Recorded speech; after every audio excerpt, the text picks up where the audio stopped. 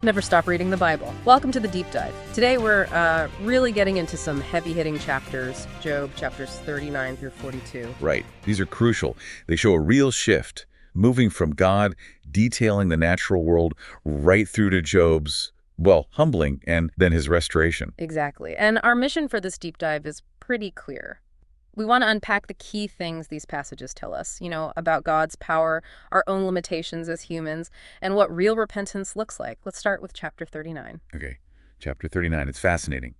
God lays out these specific examples of his care for wild animals, like the mountain goats, giving birth in the crags, or the wild donkey that just roams free. Yeah, and even the ostrich, which the text notes isn't, the wisest bird is still part of this divine provision. That's right. And then you get the horse, described with incredible strength for battle, and the birds of prey, the hawk, the eagle, they all function perfectly within God's design. It's the detail that gets me. It's not just God made animals, it's these animals doing these specific things. Precisely.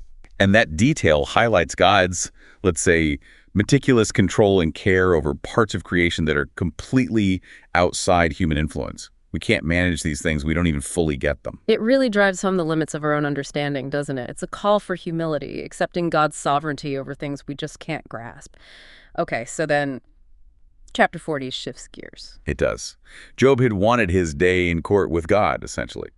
And now God responds, but not by debating Job's case directly. Instead, he points back to creation. He basically says, Job, you wanted to question me. First, answer my questions about the world I run. And Job, he's got nothing. He's silenced, right? Totally silenced. He admits he can't answer. It's the beginning of his humbling. God then asks these really pointed rhetorical questions like, can you invalidate my justice just to make yourself look right? Ooh, that cuts deep. And this is where Behemoth comes in, this massive creature. Yes.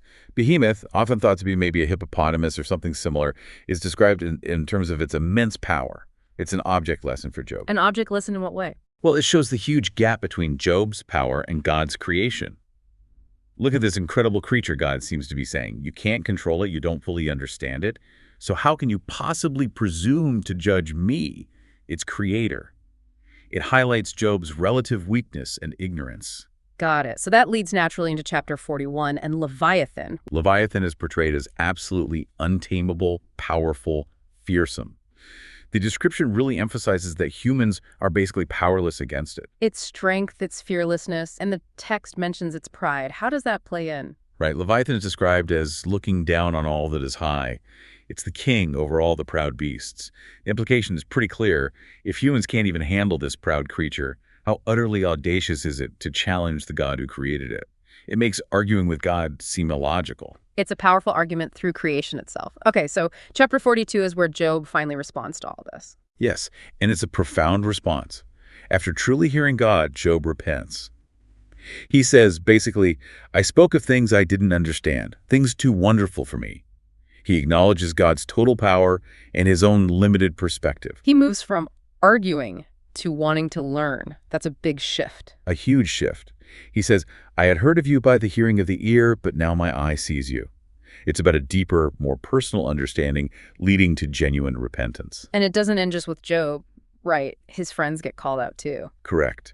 God tells Job's 3 friends they haven't spoken rightly about him. Unlike Job in his final response, they need to offer a sacrifice, and Job needs to pray for them. And they do it. They do. They obey, Job prays, and God accepts Job's prayer.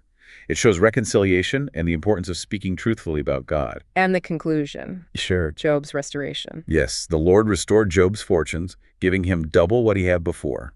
It's this incredible picture of blessing following genuine repentance and humility. Wow. So these chapters 39 to 42, they really pack a punch. They give us so much insight into God's character, his power, his intimate care for creation. And also critically about our place. Yeah. Humility, the limits of human wisdom, and the path towards understanding and restoration through acknowledging who God is. It's incredibly rich stuff. Absolutely. Definitely worth reflecting on. From the Center Studio,